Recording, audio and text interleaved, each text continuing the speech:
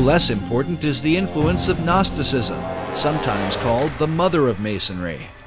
According to Masonic historian Albert Mackey, Gnosticism is where Masonry gets the mysterious letter G, as seen here in the midst of the Masonic square and compass, a symbol that often adorns Masonic tombstones.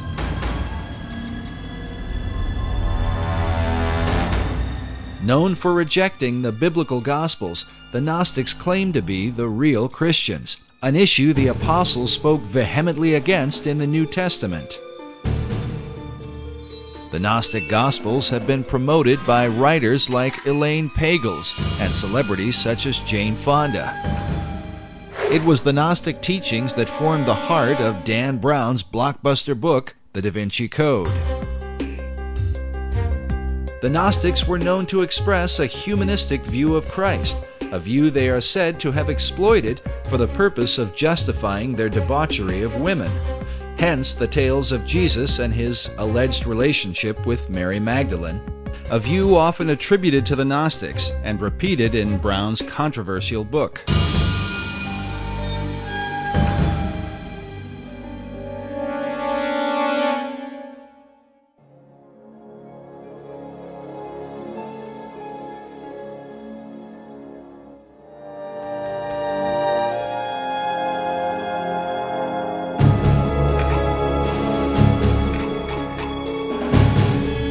But Masonry's most popular debates, especially with films like National Treasure, and books such as The Da Vinci Code, Born in Blood, and Holy Blood, Holy Grail, seem to involve the mysterious Knights Templar, whose connection to Freemasonry is often seen at the Rosslyn Chapel in Scotland's capital city of Edinburgh. A place that not only reveals much about the Templars and Masonry, but within may be secrets to the founding of the New World. But whatever the connection or controversy, most Masons trace their craft back to the mysteries of ancient Egypt. Egypt is like pretty much the proximate fountainhead of all esoteric mystery teaching. After the example of the Egyptian craftsmen, the Masons carved their own imagery in the great structures of Europe. Secret signs and symbols were embedded into their work, the meaning of which was to be hidden from outsiders. These were the craft masons who actually built the temples. If you look at European architecture, you know all those big cathedrals in Europe, Cologne Cathedral in Germany, Notre Dame in Paris, Salisbury Cathedral in England, all those beautiful cathedrals were all built around the 1200s and 1300s. And it was these masons who knew their business, and they wanted to keep their skills secret. All the great cathedrals of Europe were built by stonemasons who had an understanding of esoteric lore, and they're basically riddles in stone. When Masons came to America, they practiced their trade in the same way they had in Europe, embedding secret codes within the design and foundation of the American colonies. Some believe this may account for the geographic location of the 5 great Revolutionary War cities. In particular, Boston, New York, Baltimore, Philadelphia, and Washington, D.C. have all been built in perfect alignment along the eastern seaboard.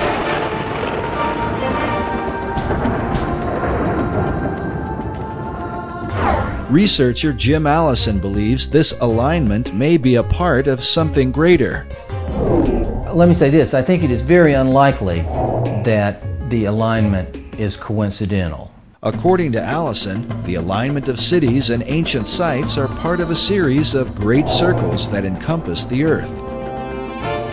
These circles are supposedly like lines of power upon which significant sites are built.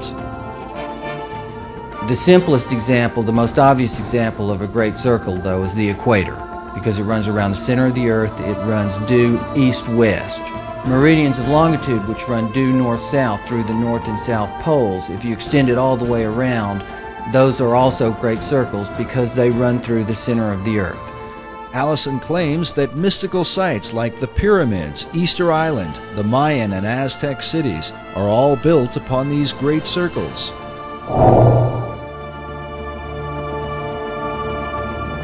In addition, one of these great circles contains the 5 cities that date back to the era of the American Revolutionary War. Washington, D.C., Philadelphia, Baltimore, New York City, and Boston are in fact aligned. They're fairly close together. The distance from Washington, D.C. to Boston is 400 miles. And as a result of that, you can see the alignment just on a flat map, because the curvature of the Earth is not so much over that distance to distort it. But on a three-dimensional map, it's even clearer. But is this just a curious coincidence, or could there be some hidden meaning behind it? In the 1920s, an Englishman named Alfred Watkins noted a series of straight tracks or lines upon the Earth's surface that seemed to connect the ancient monuments and holy sites around the world. What he found was that in a number of cases, a number of these monuments were aligned in dead straight lines that extended from a few miles to, in some cases, many miles. He coined the term ley lines to describe and to explain these alignments.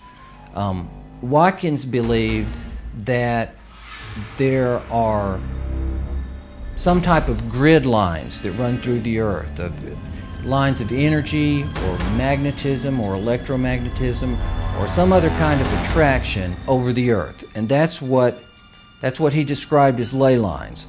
Watkins believed that the builders of these sites were aware of these lines that ran through the Earth, and that they intentionally built these monuments on these lines. While Watkins' findings were not openly received by all, his views have been most often embraced by members of the esoteric community. In the occult, there's this concept of ley lines, L-E-Y, which are lines of force that some people say are like the acupuncture points of the Earth. And you always want to build things on a ley line. All of the great cathedrals of Europe are built upon these ley lines, which are like currents of power. These currents of power are thought to have magical significance. Some believe they act as portals for spirits to travel to and from the ancient monuments that fall within these alignments. But the question remains, were such power lines important to the builders of early American cities? Were they aligned with a secret purpose in mind? It's very important where the Pyramid of Khufu is built, the Great Pyramid. And it's very important where Stonehenge is built. There are several great circles that ancient monuments are aligned with.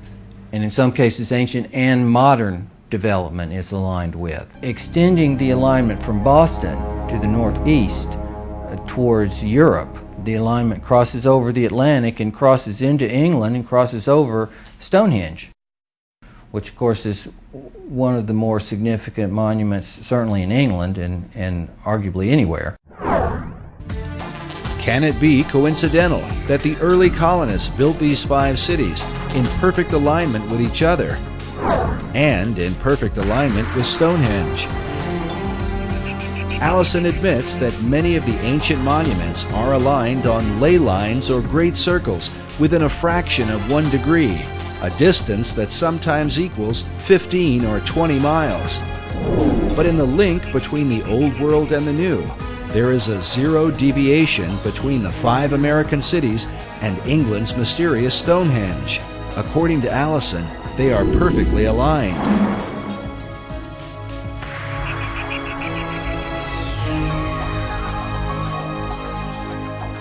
Can such a perfect alignment be unintentional, or the result of some natural attraction of ley lines in the Earth?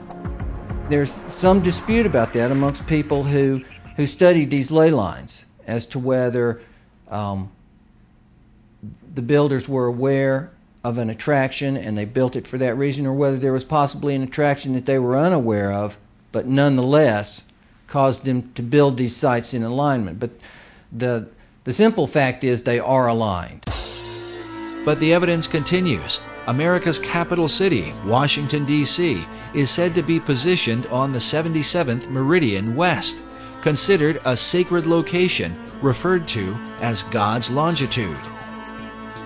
In his book, Marking Time, author Duncan Steele argues that the early expedition of Sir Walter Raleigh, known for the lost colony at Roanoke, was not quite the failure it seemed to be. Raleigh's intent, according to Steele, was not really to establish a colony, but rather to capture God's longitude by locating the 77th meridian. The goal of the occultist who understands these concepts is to have things exist within the sacred harmonies of the earth. And if indeed they believed that the 77th meridian was somehow very sacred, then it would be incredibly important for them to plant their flag there.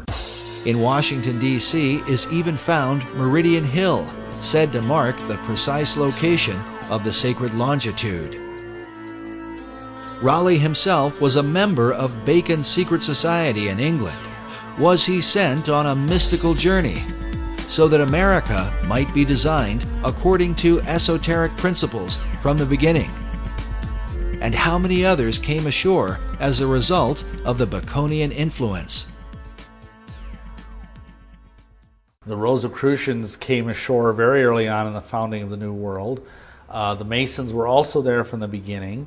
And I think from very early on, this if you will, cartel, this occult cartel of various groups, basically had it as their goal to establish a society on this continent that was wholly given over to esoteric goals.